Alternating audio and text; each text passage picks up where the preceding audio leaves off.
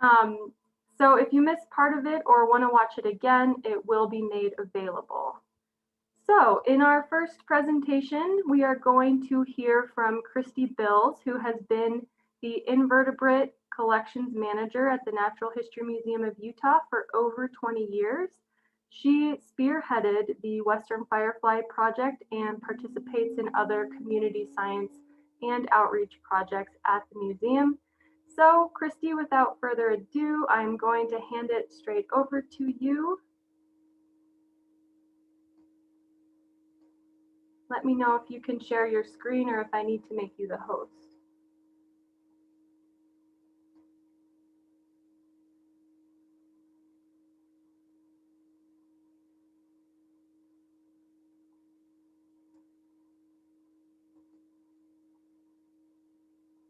Give me 1 second here.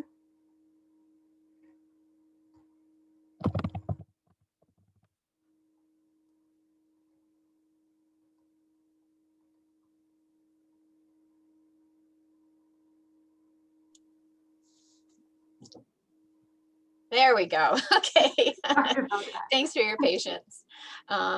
Let's see, here we go. Let me share my screen. Is that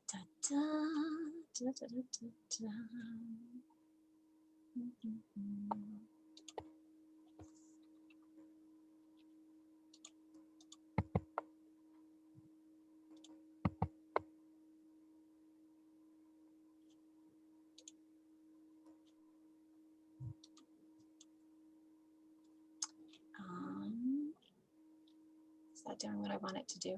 Goodness, sorry for the delay while I figure this out.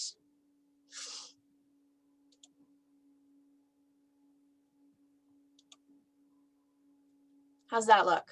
Perfect. Looks good? Okay. All right. Thank you so much for having me. I'm really excited about this partnership with New Mexico and the biopark. This is very exciting change for the project to be growing in this way. Like Anna said, my name's Christy Bills. I'm with the Natural History Museum of Utah in Salt Lake City. And I'm excited to talk about the project with everyone. So thanks for joining us. First, I want to talk about what fireflies are, why they light up, why people say they've never seen one in the West, and what community or citizen science is. So what are fireflies? They're also called lightning bugs. That's another name, and that means mostly the same thing. So fireflies are actually beetles. And the way you can tell the difference between a beetle and a bug is a little hand gesture I usually use with kids. But if you put your hands together, beetles' wings meet in a straight line down their back. And in this illustration, you can see a lot of the straight line down the back. So beetles' wings meet in a straight line, bugs' wings cross over. So beetles, bugs, beetles, bugs. So fireflies are beetles. And they belong to the order Coleoptera. And the reason that's interesting is there are more beetle species than reptiles, birds, mammals, and fish put together. So beetles are very, very successful in the world, and fireflies are a part of that success. Beetles also have chewing mouth parts, which is helpful if you're a predator like fireflies. A lot of people don't know that fireflies are predaceous. And beetles also have complete metamorphosis. And that's also an important thing to understand because it means that the younger life stage is a larva, which is going to be hiding down in the mud. So also predaceous, using those chewing mouth parts to eat smaller insects. This is sort of a taxonomic roadmap. So they're in the order Coleoptera. That's a kind of insect. So related to other things that have wings and 6 legs. All fireflies are in the same family, Lampyridae, and it's cool that it has the word lamp in it. Not all fireflies bioluminesce, so they don't all light up. There are ones that fly during the day that don't light up and communicate differently, but all of their larvae do. So all of the ones, all of the Lampyrids, larvae glow, but not all the adults. And there are other beetles whose larvae also glow, but not adults. So that's a little confusing, but on this diagram on the right-hand side, the things that are in blue also have some bioluminescing larvae. This is a very cool vintage illustration of a firefly that I love a lot. So this kind of gives you the classic characteristics of what fireflies have. They have these thread-like antennae. They have something called cryptocephaly, and crypto means hidden. So they have a little, very fashionable sheath over their head. So their little heads are tucked under. Their shell, that's called the elytra, is softer. So it's not a very hard shell than other beetles. And of course, they bioluminesce. That's the cool thing about adult fireflies. If you look closely at this illustration from the dorsal side, the back down, it might look like another insect that you have seen before. They have a lot of characteristics in common with cockroaches, except cockroaches don't bioluminesce. Which is not to say that fireflies are gross like a cockroach, but just that like a lot of bugs look cool and are interesting, and that like maybe we shouldn't be so hard on cockroaches is my argument. I share this illustration not to get anybody to memorize the flash patterns of fireflies, but this is how when fireflies live multiple species together, they're able to communicate with each other when they live in the same area. So the male will have a certain flash pattern and the female will respond in a flash pattern so they can find each other. So it's sort of like a Morse code for dating. Some fireflies will use the Morse code of another species so they can draw in a prey item. So you might flash to a male to say, hey, I'm available, but what you're really saying is I would like to eat you for dinner. But mostly they use this when different species live in the same area, but that's not really something that we have in the West because they're not as common here in the Intermountain West. They don't need to differentiate themselves with different flash patterns, but it's kind of fun to see them mapped out like this. So these are two mating fireflies. I show this because this is a really interesting characteristic of another thing that they do. This is a male on top and a female, and she looks super different, right?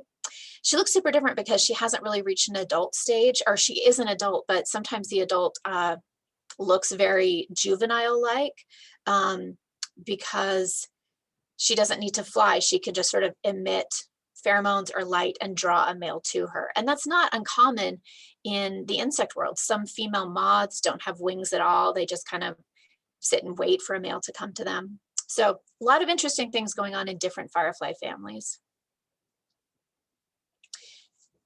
This is another complex graph that's not meant to be studied intensely. So these are a lot of different fireflies. The ones that are all gray only communicate with pheromones and not much glowing at all. And those would probably be diurnal fireflies. They're just in the daytime. They're not doing the flashy thing. The green ones flash. The orange ones glow. Oh, the black ones are just pheromonally. So there's actually like multiple evolution of flashing and glowing. So that's kind of interesting. So all of their larvae are glowing, but not all of the adults. So it's happening in many different groups. So bioluminescence, as terrestrial creatures that we are as humans, we don't see a lot of it. And so it seems very, very special, which it is as terrestrial creatures. A lot of mushrooms actually do it. And I have learned that you can buy bioluminescing mushrooms on eBay, which is just such a weird facet of modern life. And there's a millipede that also bioluminesces. It's probably as a warning to not be edible. The mushrooms probably do it to draw insects to them for whatever reason.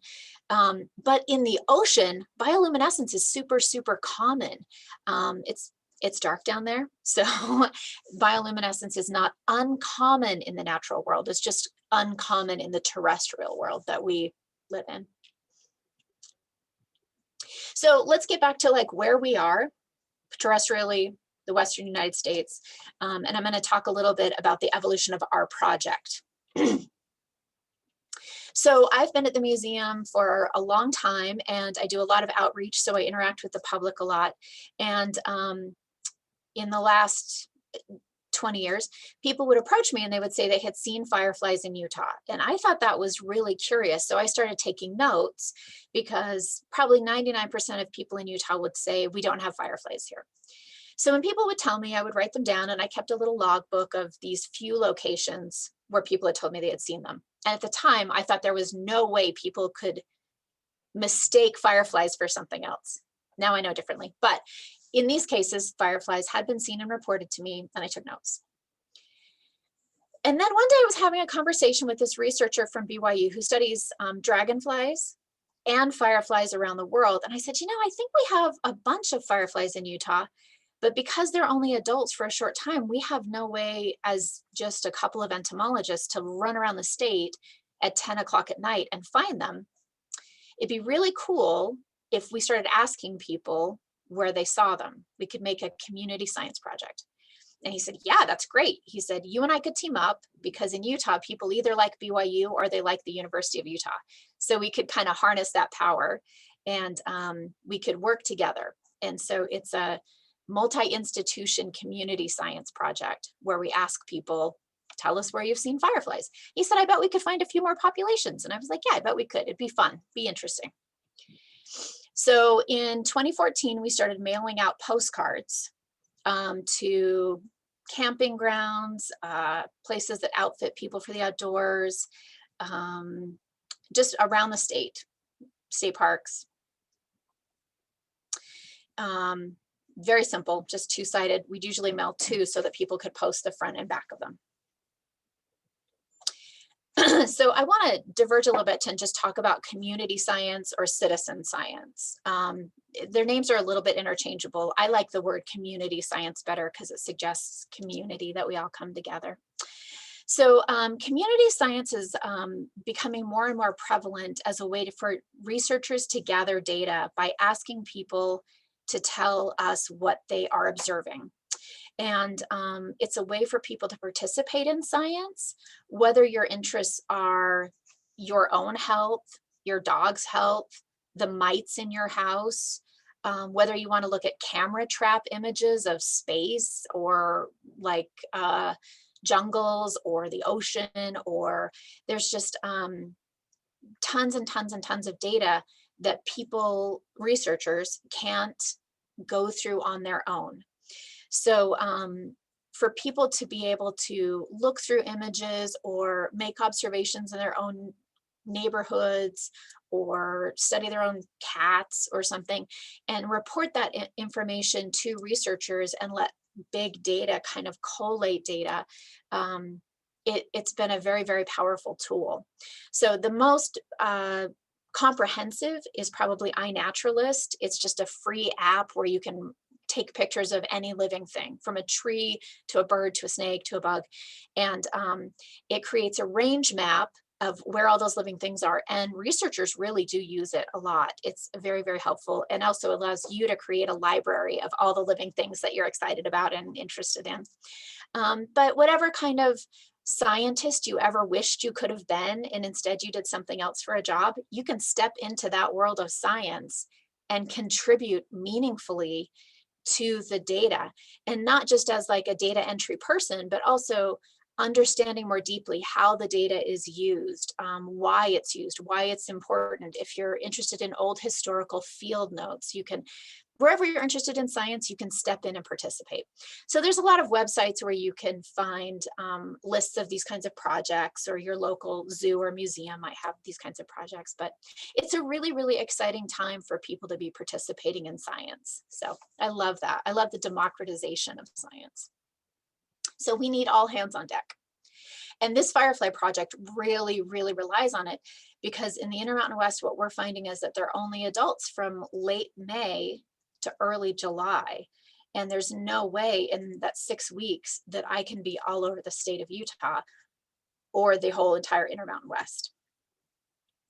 So what part of this relies on is a great deal of media attention, so that it because my little postcards aren't quite enough to bring attention to the project. So luckily we got a lot of media attention, radio, newspaper, podcasts, TV, people's comments on all of these stories almost exclusively were, I didn't know we had them, I don't think we do. And so it's a lot of disputing the myths that there are fireflies in the West. The project is very, very simple. When people think they see fireflies that are bioluminescing, we ask them to just submit the data that they see, their name and email address, whether or not we can contact them for more information, the date they saw them, about the time they saw them, where, any notes they want to give us, super, super basic. So in about 5 years, we went from having 2 or 3 or 4 places in the state of Utah where we thought they were to this many data points. So that was a lot. It was very, very successful. So we have 29 counties in Utah, and we have validated 26 of the 29 counties have bioluminescing fireflies. So it changed the range map of our understanding of the fireflies of Utah really fast. I mean, that was beyond what we could do. Now we do have some problems that sometimes people report thinking they're seeing fireflies when they're seeing a bug fly under a light at night, or sometimes people see a diurnal firefly and they know enough about taxonomy that they report it and it's not quite what we're looking for. Or sometimes people might be having like a drug-induced experience and they report seeing fireflies. And that's, so we kind of have to do a little research on each sighting and make sure that it's actually makes sense for the habitat. If they see it downtown at 9 o'clock in the morning in traffic, it's probably not what we're looking for. But I would say 85% of the sightings that get reported to us are credible. And so that's great data. That's really great data. And then I often dispatch a volunteer who's been trained in safety and collecting and public outreach to go collect at some of these spots. And sometimes it relies on us partnering with institutions in other parts of the state, and because it would be hard for me to get 4 or 5 hours away that late at night. So those partnerships have been really valuable, which is another cool part about science, is partnering. And we've collected in all of these localities, and we've found that we're seeing almost the one species throughout our entire state, except in Moab, which is in the southeast corner, seems to be a different species. But we wouldn't know that if we hadn't been using all of this public input to help us find the populations. So there's some of our partners. And then I was pretty excited about kind of canvassing the state of Utah. And then the project started to get even more exciting. All of our data is also put into this database, so it's publicly available for other researchers. We started getting reports outside of the state of Utah. And that was like, wow, we could really understand the range of these species, or this species, or we're still not clear because there's so many questions to answer. Near Elko, which is in Nevada, so that's that star that's to the west of Utah. And there was a farmer in Idaho that was really excited about sharing with us where he was finding them on his farm. So he sent us some photos, and I sent him some vials, and he sent us some specimens. So we have a solid population up in Idaho. And then we started getting reports in Wyoming, and that's quite far afield. So we got some specimens, I want to say 2018, maybe, yeah, 2018, in clear up in northern Wyoming. And then last year, we got some in southeastern Wyoming. So I think those might be a different species, but we're still doing the taxonomic work on that. So we're really starting to understand that there are way, way more bioluminescing fireflies in the Intermountain West than we ever thought. Now, they're less frequent here because it's drier than it is in the east, but they're more prevalent than people realized, for sure. and they're definitely more prevalent than most members of the public realized. Some of these fireflies we're collecting are the first bioluminescing fireflies ever collected in these regions by science ever. And we're trying to share it with as many researchers that are interested as possible. The other reason I think people don't see them often, and I'm often in areas where people feel like they're very familiar with the area, but they're driving down roads where if they parked their car and stopped and looked and held still for a minute, they would see the fireflies. I've talked to people who've lived in areas for decades and they've just driven past fields of fireflies and never stopped and noticed. It's often farmers and ranchers that have the greatest amount of information because they spend more time outside at night in fields working. People often recreate in these areas, but they go to bed or they're in tents at night, or they don't recreate in places that are marshy where fireflies would be. So there's a lot of factors that make it so that these fireflies are kind of hidden from us. But if you start to notice what kind of habitats they're frequently in, they're often living where cows and horses are. They're often in areas where there's a little bit of spring water flowing through a marshy area. So not ponds, not lakes, not rivers, but spring water flowing through a marshy area with rushes and grasses. Once you start stopping, waiting in the dark for just a few minutes, they'll start to do their thing for you. So it's fascinating to just be in the right place at the right time and start to see that magical, it looks like stars have fallen from the sky. I love it every time. So anyway, that's sort of the story about the project. And I just want to sum up by saying that, like, I feel like this project is really, really important. And it's not because I think fireflies are the most important species we can study. I think they're the most important species we can study because people are so, so excited about it. They're so surprised that we have them in the Intermountain West. And they're so delighted. And people are always asking me, where can I find them? Where can I find them? And I have to be a little bit careful not to bombard these sensitive areas, people's farms, which are not meant for public tourist sites. But people are so excited to show their children. And I feel like we know our environment is in trouble. And I think it's in trouble because we have lost touch with the magic of nature. And I think fireflies can help re-engage members of the public with the magic of nature and realizing that what's special isn't just the polar bears and the giraffes and the Amazon. We have really special things that are worth protecting and having a sense of stewardship right here in our backyard in the Intermountain West. So I do really think this project is very, very important for that. So with that said, I just want to say thanks so much for listening to my whole thing, and I'm happy to turn it back over to Anna and answer any questions that people have.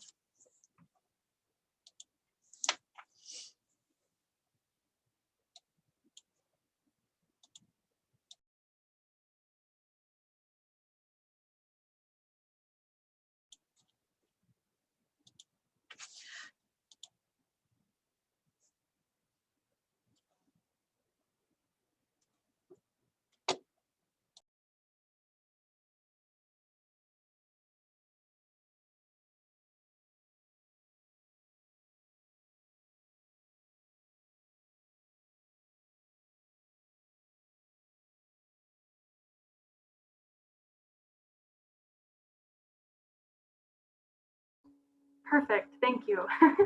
Sorry about that, technical difficulties.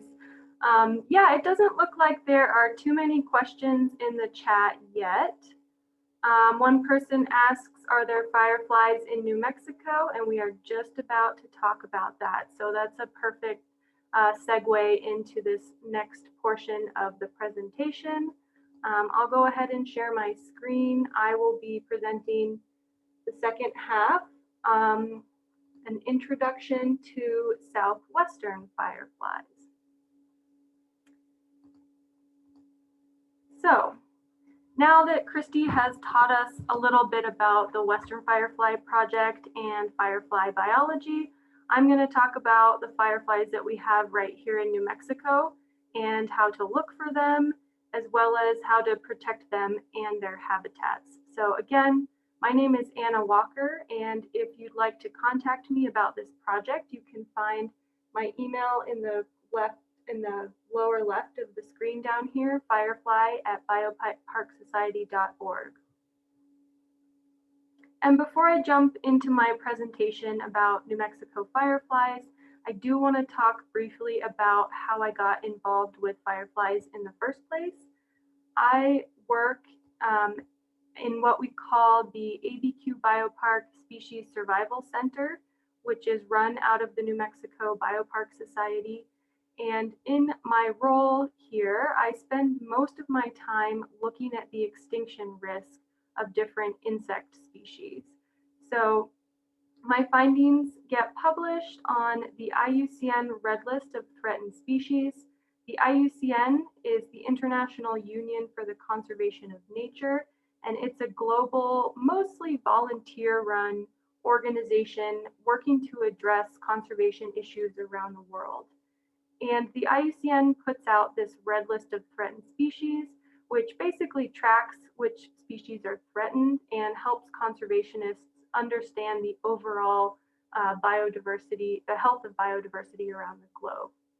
And then the information that gets generated through this process can be used to prioritize conservation actions.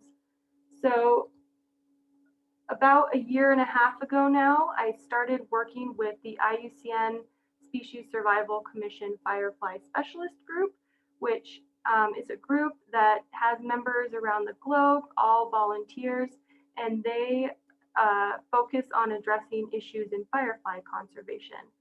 So I started working with them and with another partner, the Xerces Society for Invertebrate Conservation, we started the process of getting all North American firefly species on the red list of threatened species.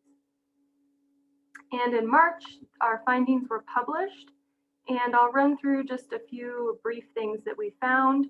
We found that at least 18 species of firefly, and that was out of about 130 species that were assessed, are threatened with extinction. So many firefly populations are in decline, and it's usually because of threats like habitat loss, light pollution, and climate change that I'll talk and give a little more details about in a minute. Apart from that, we also found that a striking number of our firefly species didn't even have enough data for us to be able to determine whether or not they were threatened. So, as Christy suggested, insects are really difficult to study. They're small, they're very hard to identify, and it takes researchers a lot of time and money to collect data on insects. So, unfortunately, there are not very many people in the US studying firefly populations, and that's especially true out here in the Western US.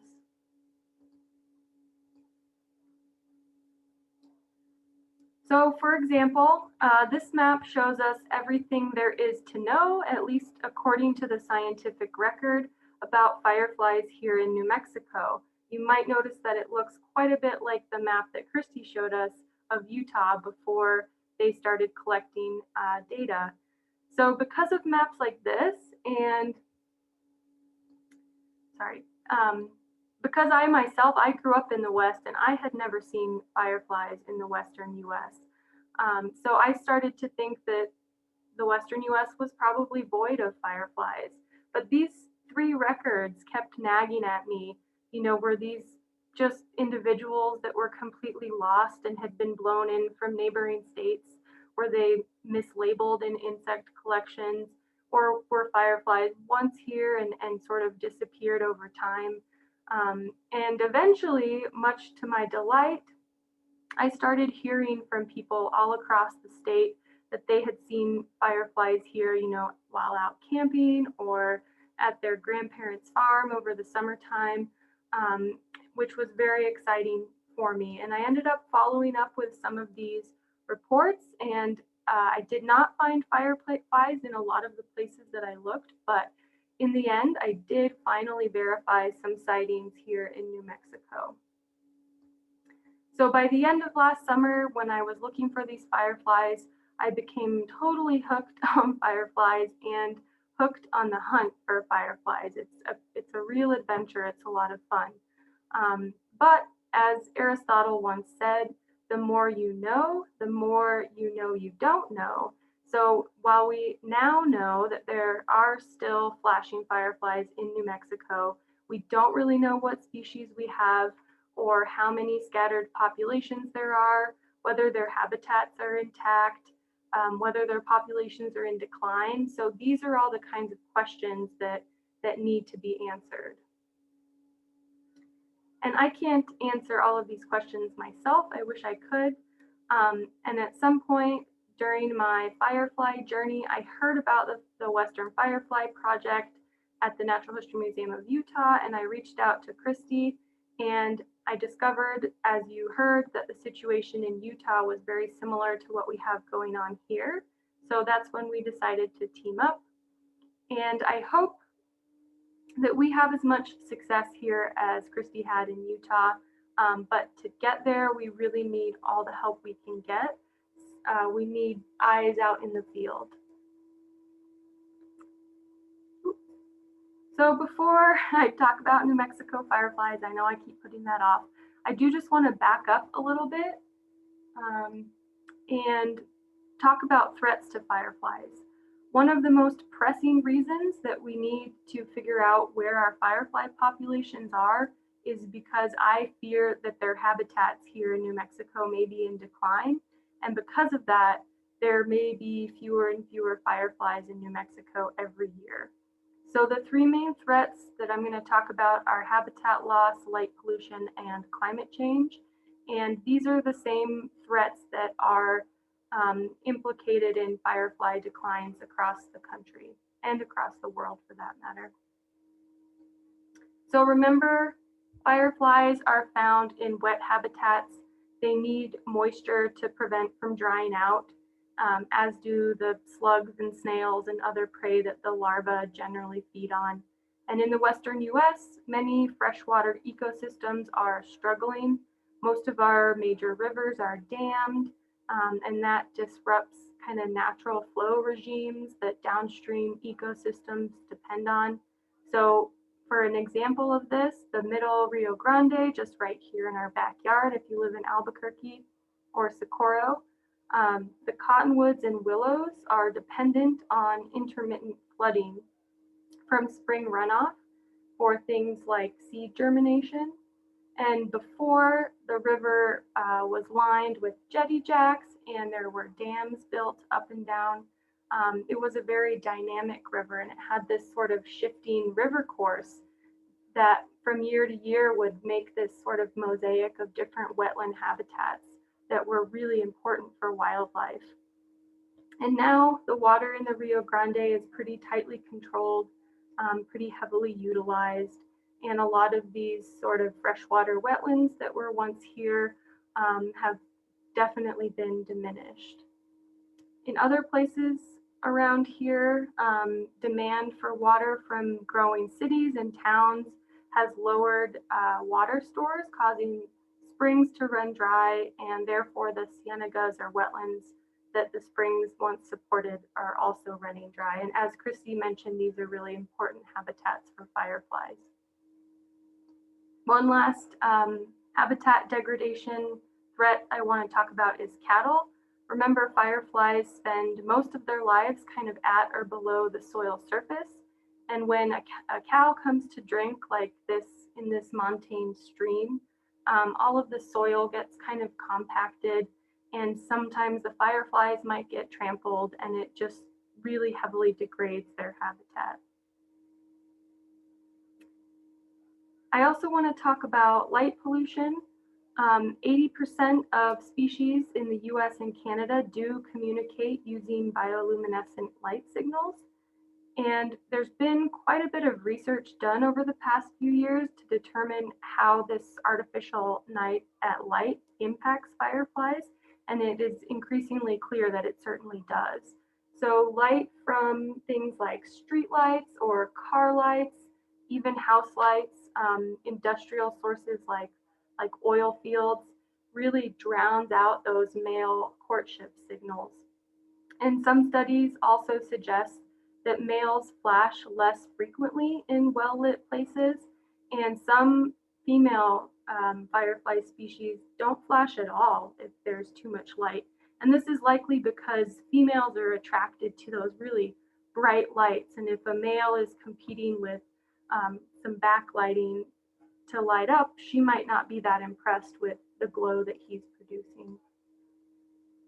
One thing that research also suggests is that dim light is not as obtrusive as bright light. And there are also certain colors of light, such as reds and blues, which fireflies cannot see. So those seem to be less obtrusive as well.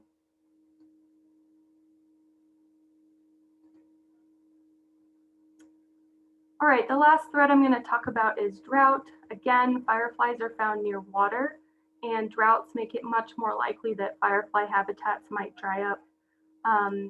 One of the rivers where I found fireflies here in New Mexico last year was little more than kind of a series of puddles. And after a few years, if there's not very much spring runoff from snowmelt in the mountains, and we don't have a monsoon season like last summer, you can see how this situation might become quite dire for these firefly populations.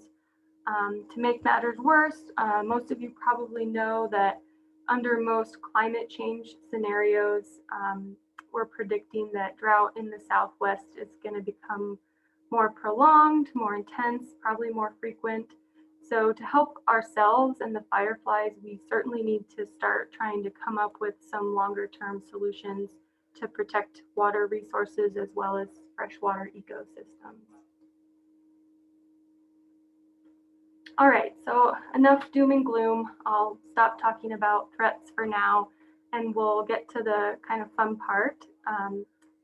These are the three types of fireflies that you'll find not only in New Mexico but throughout the U.S. There's the flashing fireflies, and in New Mexico we probably have maybe between 2 and 4 species. We're not quite sure yet. We also have a relatively high diversity of glowworm species. So this firefly in the middle, this is a glowworm male. So he will be flying around at night looking for his female counterparts glowing from the ground. And like some of the pictures that Christy showed us, a lot of glowworm females either don't have wings or have very reduced wings, so they look very similar to the larva. So they really can't move very far, which certainly makes them vulnerable to things like habitat loss, because once their habitat is gone, they can't really disperse to a new suitable habitat. And you'll also notice that this male firefly has really cool sort of pectinate is what it's called antenna, these kind of forks on his antenna. And that indicates that these species probably also communicate with pheromones as well. So maybe the male picks up pheromone cues from the female from afar, and then as he gets closer, he might spot her glowing on the ground. And then the last kind of firefly that we have around here are the daytime dark fireflies. We probably have anywhere from 5 to 8 species here in New Mexico. And again, as adults, these species no longer produce the enzymes necessary to glow, but as larvae, they certainly do glow. And in addition to glowing for courtship purposes, the glow in firefly larvae and adults indicates to predators that fireflies taste really gross. So it's a really effective way for them to prevent from being eaten. So what species might you find if you go look for fireflies in New Mexico? This is the Texas Sky Island firefly, or Photurus flavicollis. And this species was collected along the Pecos River in New Mexico back in 1903. It has not been collected in the state since, at least not that we know of. And otherwise, the species is only really found in mountain ranges of West Texas. Habitats are places like spring-fed creeks in mountain canyons. So it would be very exciting to find this firefly still in New Mexico. And the flash pattern of this firefly is unknown because it hasn't been observed very often by researchers, but there's a couple similar species, so we can guess that this firefly probably releases kind of a continuous series of really short flashes, kind of once a second. And this species belongs to the genus Photurus, and Photurus fireflies generally produce flashes that are kind of yellowish green. So some different genera of fireflies will produce flashes that are slightly different colors. So this is another Photurus species, and this one is called the continuous single flash Photurus. And the reason it has no species name is because this is likely an undescribed species. It's found in very small scattered populations along the Rio Grande and its tributaries.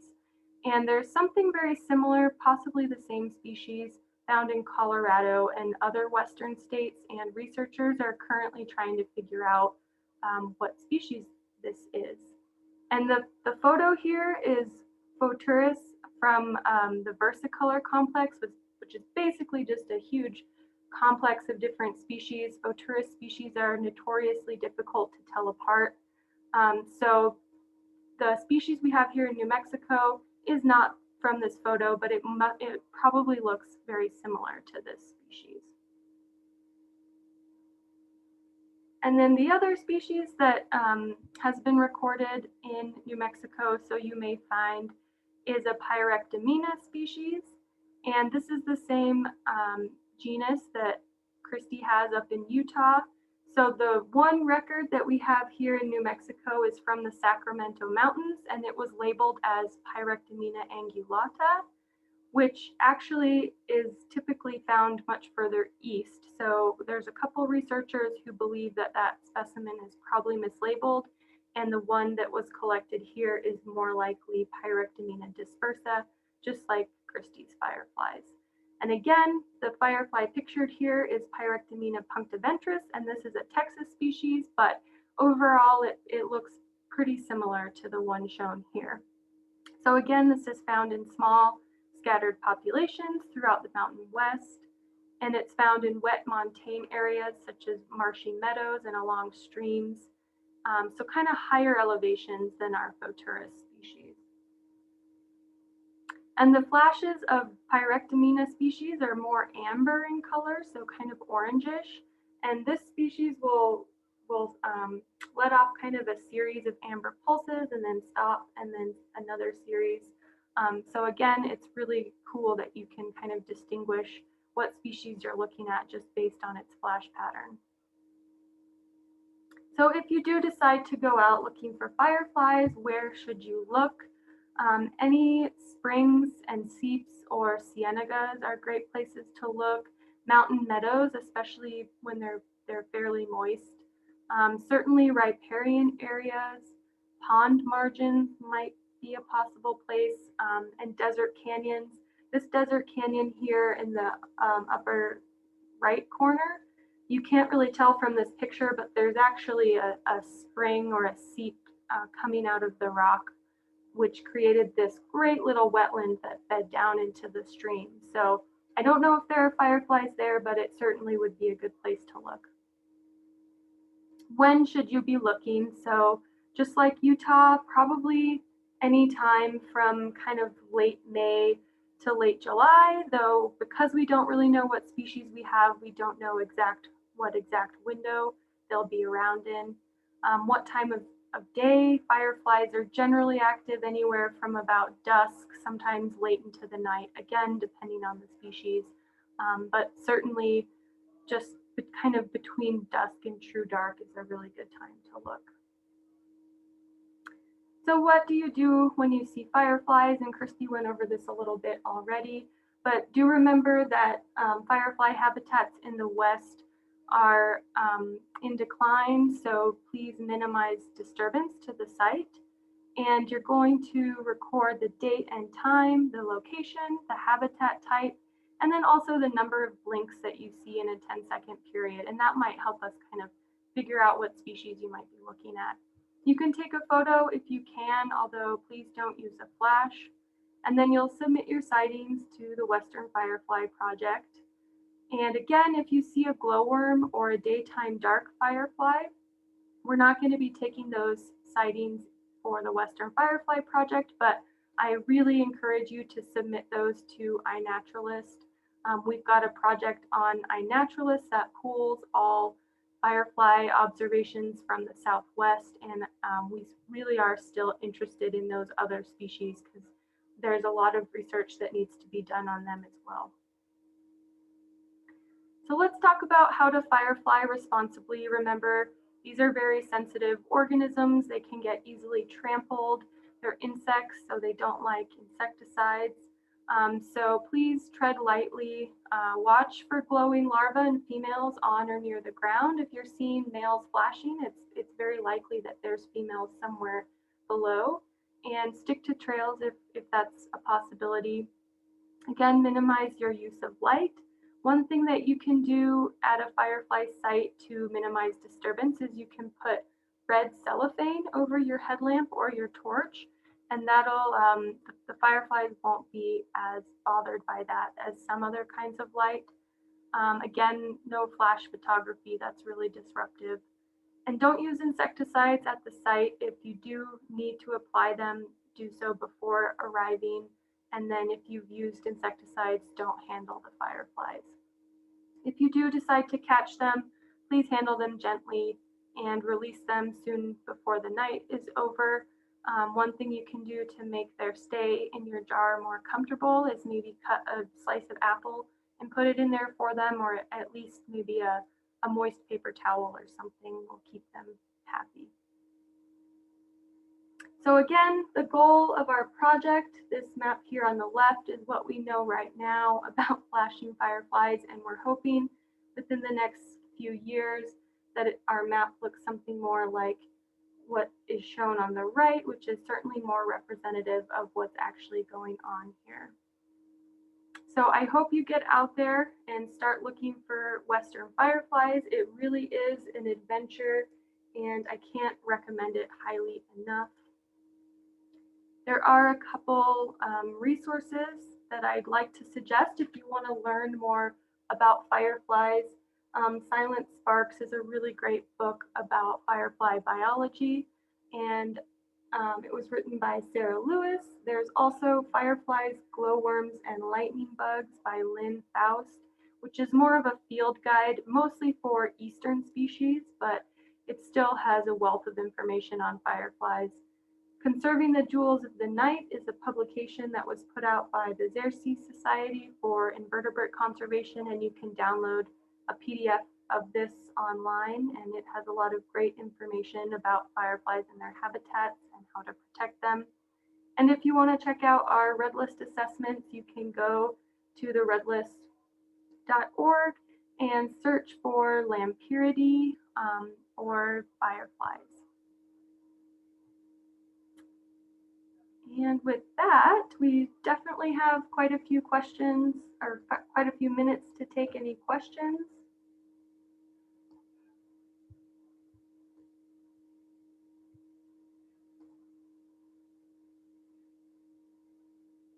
And Christy, maybe I can make you a co-host, and then we can both unmute our microphones.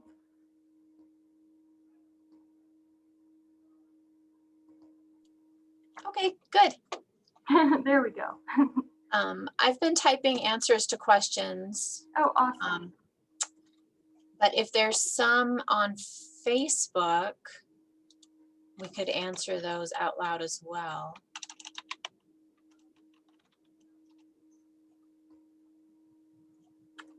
Let's see. Do you know if fireflies have been observed in, how do you say JEMEZ? In the Jemez. Okay. Yeah, that's one place I've heard a lot of anecdotal reports of fireflies from. I know a lot of people are out there at night in hot springs and stuff. So certainly in the right habitats. I have not had the chance to make it there myself yet, but that's certainly a place I've heard of. Okay, Cheryl has seen them, and Cheryl told me that she's going to put the data in our database. So that's great. Oh, great. Thank you, Cheryl. You'll be our first submission from New Mexico. Oh no, somebody was stuck in the Zoom waiting room. Yes, it's going to be recorded, Anna.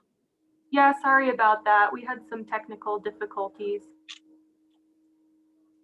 And somebody asked, is it possible to look for fireflies during the day in promising spots and then return at night? And they are quite elusive during the day. I would be very surprised if you find anything during the day. I think they just dry out really quickly, so they hide away in some nice spot under the leaf litter or something.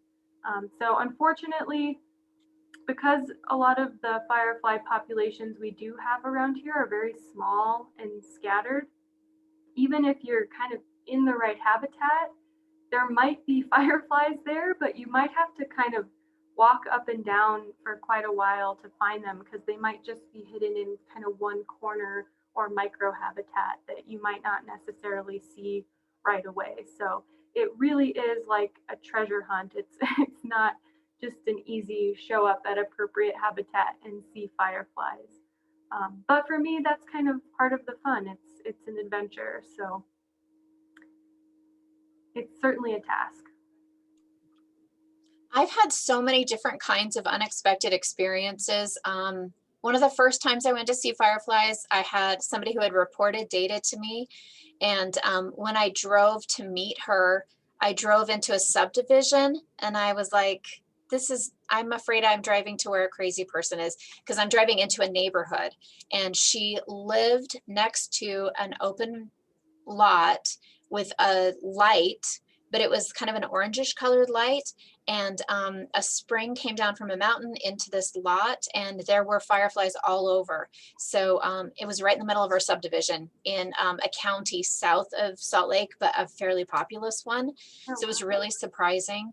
And there's a campground where I camp in the eastern part of Utah. And there's a lodge there. And I asked the lodge guy if he had ever seen fireflies. And he says, no, I've been here for 24 years. We've never seen them, but I'm very familiar with the land. And I was like, okay. And I drove the road into where the lodge is. And I was like, that's habitat, that's habitat, that's habitat. And I went back that night and found them, boom, boom, boom, boom, boom. And he was really knowledgeable. So there's always surprises. So the first year we did the project, I thought that I could use the data that people had given me and go to the spots and find them. But it turns out without meeting a data reporter, I wasn't really great at finding them. And I needed somebody to point me at them until I got familiar with what the habitat looks like. So honestly, like, you might surprise us. You members of the public might say, it turns out in New Mexico, they fly in August and we didn't know. Or it turns out they fly behind Walmarts and it's their preferred habitat. So we don't know yet. We're excited to find out what people who are excited about fireflies teach us. So I don't know, keep your eyes out. Mostly we can tell you they really prefer the dark and they like it wet. Yeah. Yeah, someone in the chat mentioned that they are thinking about looking in Bosque del Apache, and I have had anecdotal reports from some of the irrigated land in Socorro, and the woman who sent the report said that it was only some years and she lived there for a long time and only saw them once. So I wouldn't be surprised if there are fireflies along the Rio Grande south of Albuquerque, but I don't know. We'll see. I'm excited to find out. Let's see. Yeah, someone on Facebook asked, where do fireflies hang out during the day? And again, the larvae are around year round, and they're generally below the soil or kind of at the soil surface. There's some species of firefly where the females will actually burrow. So they are also subterranean. That's not most firefly species, but certainly a few of them. But yeah, really it's just kind of in the leaf litter and maybe sometimes up in other vegetation, but they are pretty hard to see during the day. Apart from the diurnal dark fireflies, you might find some of those during the day. Can I answer, Danielle posted a question from Sammy on Facebook. Oh no, I want to answer Cindy's question. Many of us from New Mexico camp in neighboring states, assuming we could log a sighting on this link. Yes, absolutely. Anything in the Intermountain West, we are interested in that data. So please feel free to put anything you see in the data database. It's NHMU. If you just type Western Firefly Project, you can find the site to put the data. And I'm just putting my contact information in the chat again because somebody asked for it. And the other question was, what are their prey items? They eat little other bugs in the water, like snails and slugs.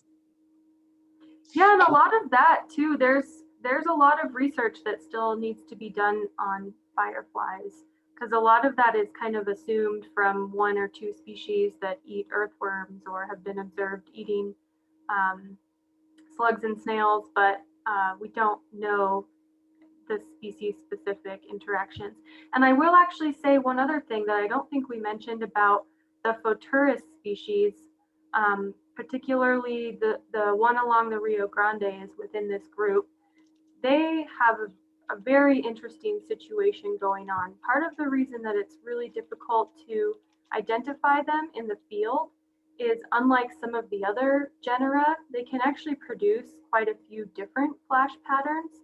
And one of the things that the females will do is they will land on vegetation, and if there's other species of fireflies flashing that night, she will flash up to them, responding as though she's the same species of Photinus or of Pyrectomina. And when the male comes down to land, thinking that he's about to mate, she'll actually eat him. So there are cases of adults being predatory as well.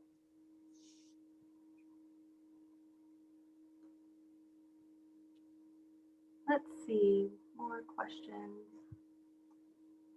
Somebody said, just moved.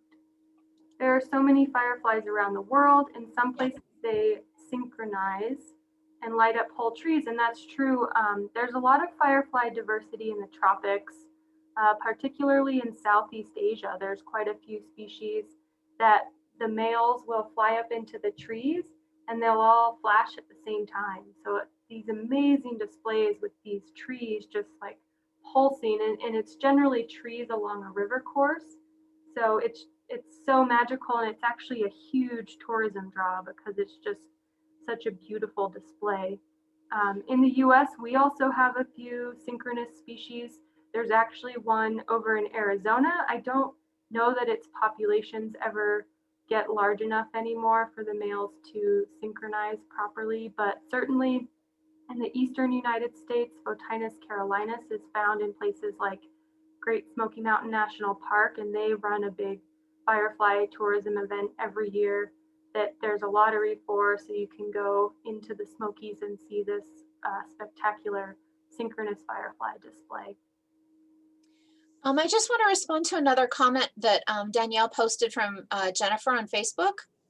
She said that her dad saw them in an area when he was a child, and we are definitely interested in historic sightings. So if you knew of a place in the 70s, 80s, where they used to be there, we are interested in that data. So even if you can only say, I think we saw them in the late 60s, that's interesting because we're interested in where they used to be and they are not anymore. So even if you can't access that in place anymore, please feel free to share that data with us. It's very, very interesting so that we can track their decline in a place. So thanks for sharing that with us.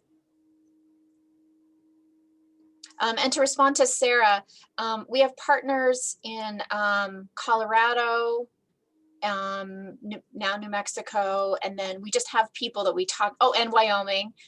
So we don't have like official partnerships. We just have folks in a few different states. We can only outreach to different states at a certain time, but we're always interested in any data from any of the Intermountain West states. So. Great, and it looks like we've hit the end of the hour. So again, thank you all for joining us. Apologies for some of the technical difficulties. I will make this recording available. I think I could probably put it on Facebook for now so that everybody can find it. But please reach out, and we hope you get out there and look for some Western fireflies. Thanks, everyone.